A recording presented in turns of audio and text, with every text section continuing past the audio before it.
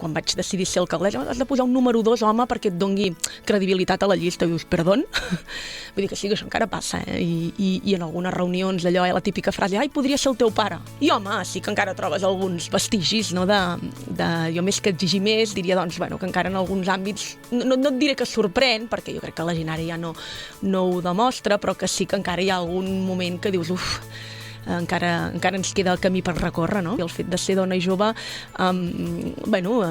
diguéssim, hi havia coses que en els meus col·legues homes no se'ls hi qüestionava i que nosaltres constantment hem d'estar explicant i reivindicant i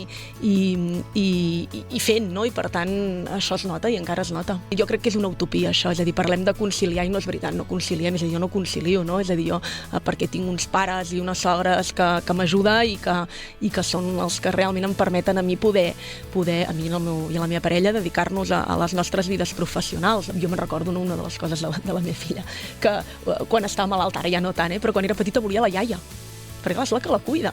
No? I per tant, això el primer dia em va saber greu. Ara també m'he perdonat i dic, doncs molt bé, que maco que tinc una relació tan bonica amb l'àvia, no? Però també ens ho hem de com elaborar, no? Perquè si no al final et frepa, no? I és veritat que passa, no? Jo crec que això amb ells no tenen aquest sentiment de culpa. Aquest sentiment de culpa l'arrosseguem nosaltres.